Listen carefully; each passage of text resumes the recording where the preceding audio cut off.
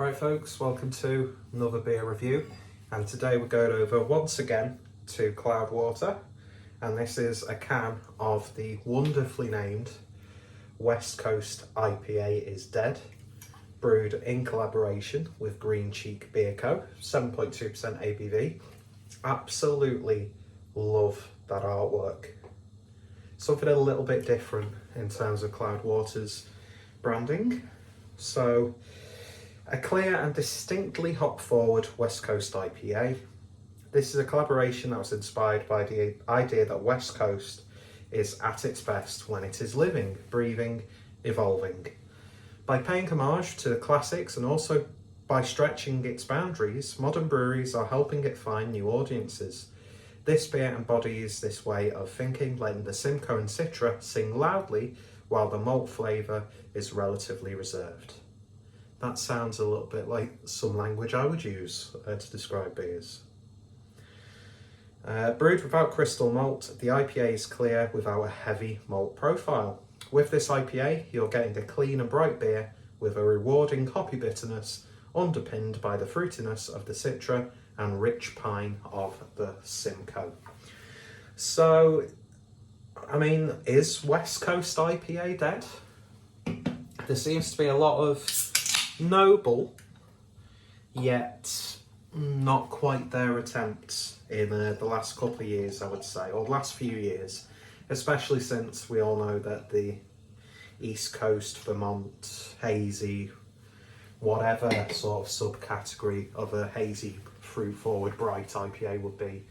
And sort of like, almost felt like a lot of UK breweries have sort of lost the way in brewing this style.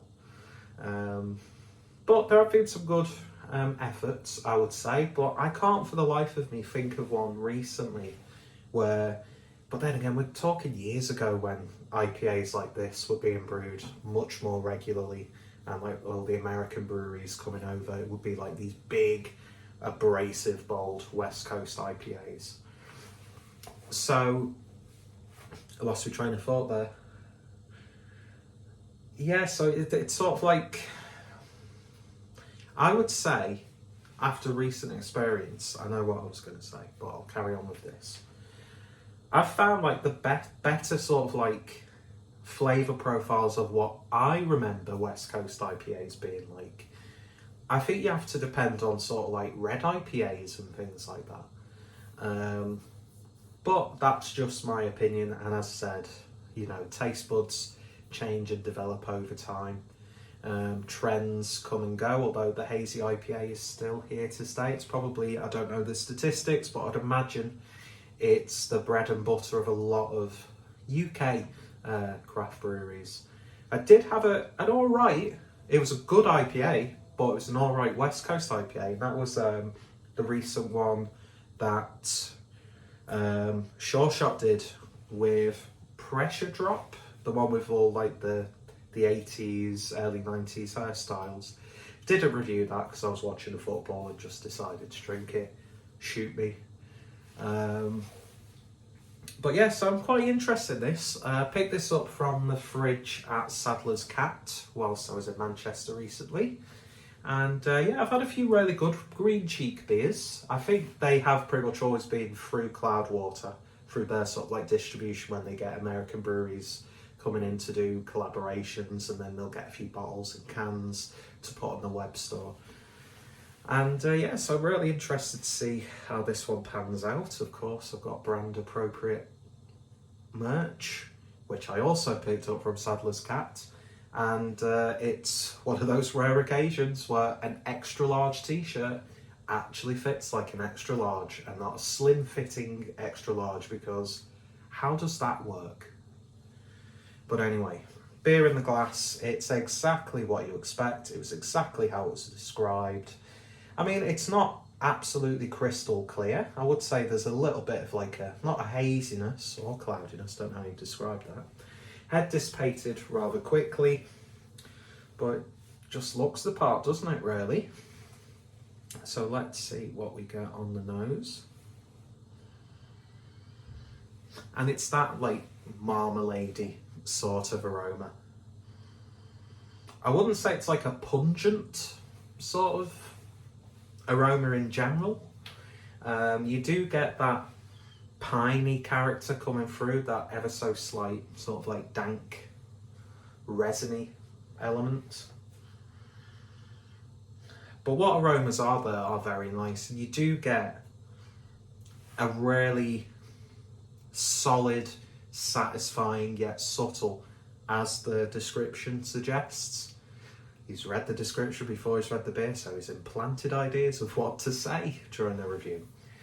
But it's very satisfying on the nose. But yeah, very marmaladey, piney, orangey marmalade, I would say that is. And I'm sure I've actually got a wax melt that smells similar to this, which, not complaining, I think I've said it loads of times, I wish there were more like candle wax melt brewery collaborations. I know Sierra Nevada, they do like balms, don't they, as well? Not like balms in the northern England bread sense, which we won't get in that debate, because everyone who calls a balm, whatever, a bread roll, balm cake, bap, bun, whatever you call it, is fundamentally wrong compared to what I call it. But I think I just say bread, to avoid any punch-ups and disagreements. Punch-ups and disagreements sounds like a really good name for a beer.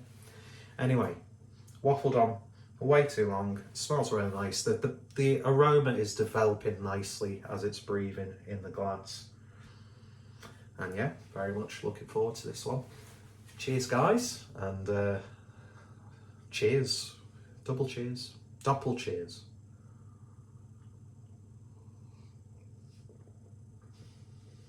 Mm-hmm. Okay.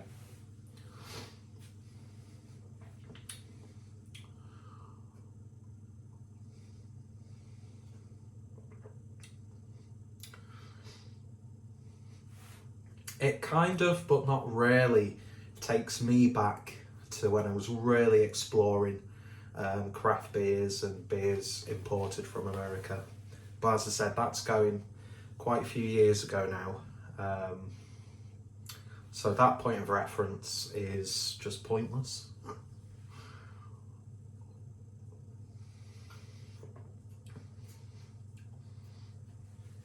There's a really nice bitterness on the back end, which is very welcome. That's what I used to really enjoy about like quintessential, like pinpoint brewed West Coast IPAs, was that bordering on abrasive bitterness. So especially when loads of breweries were doing like 100 IBU, 1000 IBU. Although, could you really distinguish the difference between 100 and 1000? But yeah, a little bit dry on the back end as well. It does dry out your palate a little bit. It's not a really fruity IPA. You are getting those subtle citrusy, piney, even though pine's not a fruit, but bear with me. There's a subtle citrusy edge. It's got that bitter grapefruit flavour, and I really like grapefruit.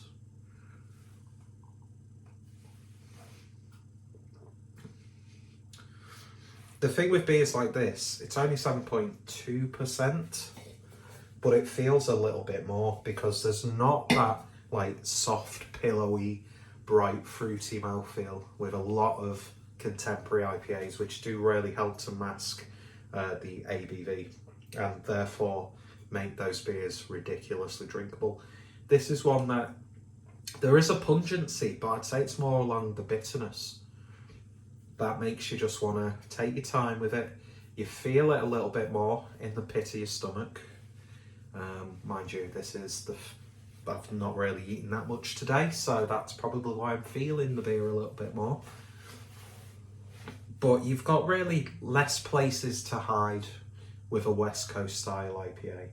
And once it becomes West Coast, then just like a hoppy beer IPA. Do you know what I mean? Because a lot of beers like that, they just become just very generic, well brewed, hoppy beers.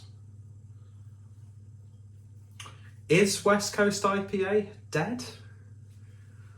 I'd say it's more slightly dormant. Is this a good attempt? I mean, they've got good American brewing heritage there in the collaboration.